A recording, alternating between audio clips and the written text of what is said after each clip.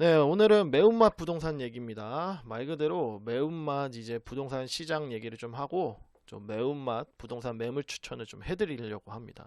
다시 말씀드리지만 매운맛입니다. 그래서 내가 좀 너무 달달한 이제 부동산 얘기만 들어서 매콤한 게 필요하다. 그럼 이 영상이 굉장히 도움이 되실 거예요. 굉장히 매콤하게 얘기를 할 거거든요. 자, 다우존스가 주기적으로 발표하는 이제 산업용 금속 이제 가격 지수예요. 이 가격 지수가 지금 미쳐 날뛰고 있죠. 보시다시피. 예. 그 역대 최고치고 기울기 보세요. 기울기. 엄청나게 가파르죠. 아, 이게 무슨 얘기냐? 이걸 대표적으로 가져온 거. 다른 이제 가격 지수 보셔도 아시겠지만 미쳐 날뛰고 있어요, 물가가. 자, 이게 올라간다? 그럼 다 따라 올라가는 거야. 산업용 금속이 올라가는데 다른 게 다 안 따라가겠어요. 예.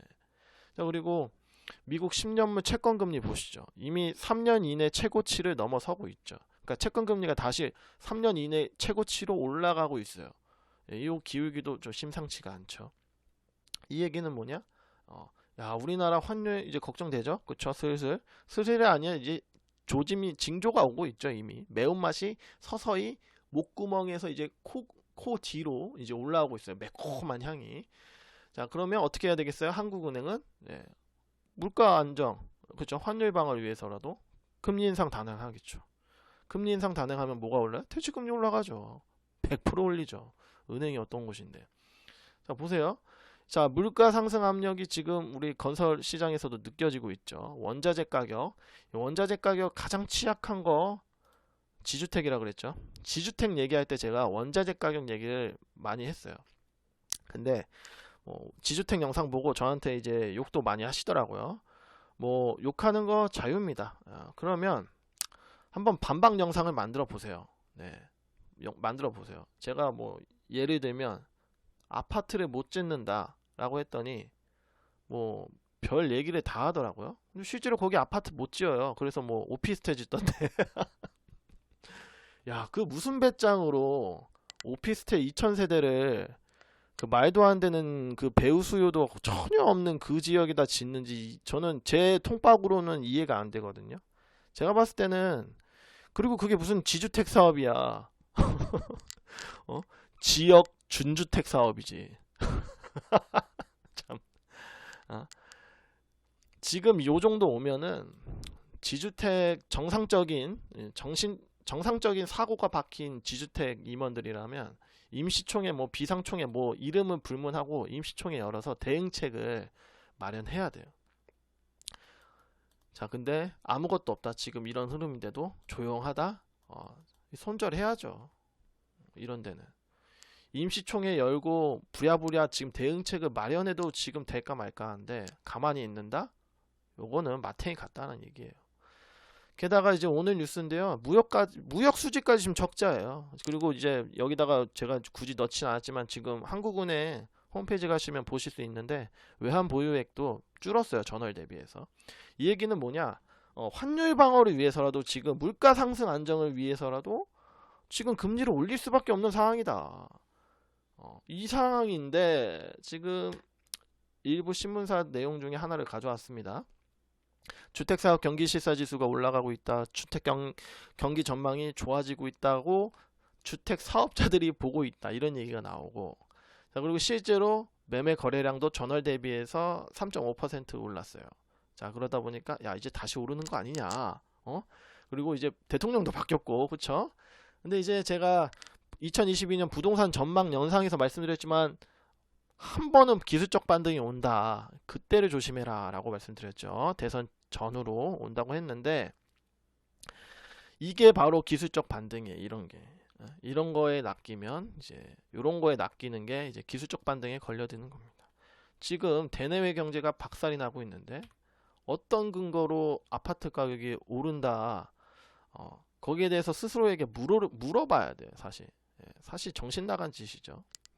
지금은 양심적인 부동산이라면 그 얘기 할 거예요.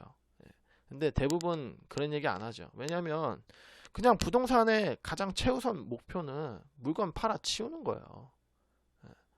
그러니까 부동산이 여러분들의 어떤 자산, 부동산이라는 자산을 관리해 줄 수 있는 시스템을 갖춘 곳은 지극히 드뭅니다.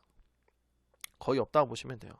생존을 위해서 하루하루 물건을 팔아 치워야 돼요. 어떻게든.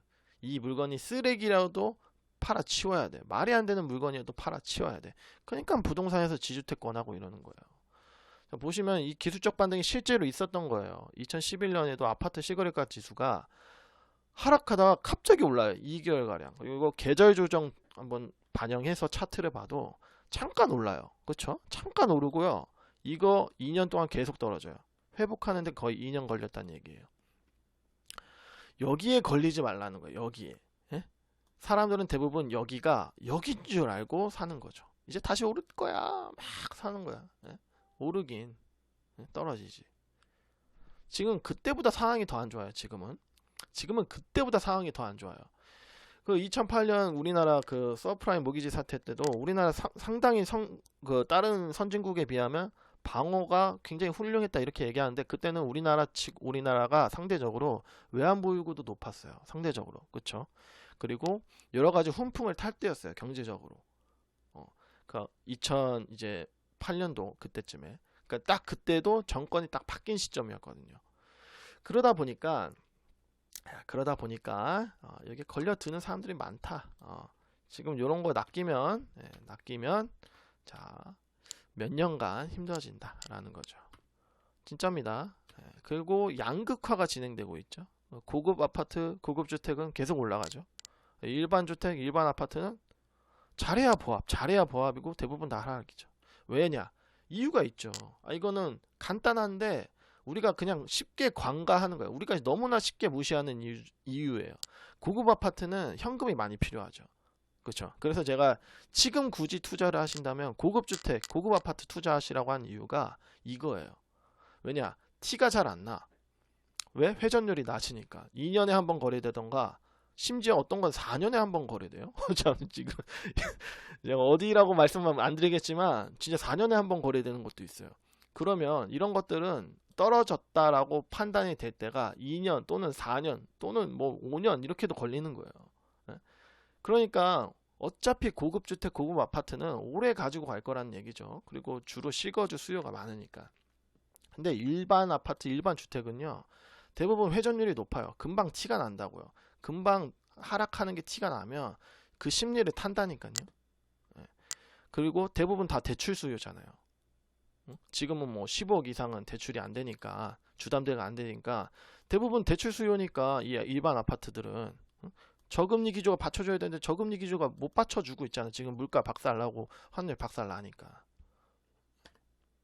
그러다 보니까 지금 아리팍 뭐 이런데 레미안 퍼스티지 강남 반포에 있는 것들은 뭐 신고가다 뭐 올라갔다 이런 얘기가 나오죠. 근데 반면에 같은 신문사예요. 강북은 9억도 분양이 지금 미달이다. 청약이. 근데 강남은 252대 1이다. 물론 저는 이 청약 순위 경쟁률 잘 안 믿습니다. 요거 뭐 업계에서 좀 있어 보신 분들은 아시겠지만 요거 그 직원들 그분들 다 이제 동원해서 이렇게 하죠. 자, 그래서 어쨌든 요게 보여주는 게 단적인 예가 바로 요런 거예요. 양극화. 양극화는 이런 기술적 반등에서 가장 많이 일어나겠죠. 왜냐? 저금리 기조가 받쳐뒀던 상승 기조가 이제 멈춰 서는 거예요. 요때. 그쵸? 보합으로 전환하고. 그러면 이때 올라갈 거는 심리적인 요인을 많이 받는 고급 주택. 이런 것들은 올라가고. 저금리 기조가 주로 받쳐줬던 일반 주택들은 떨어지고.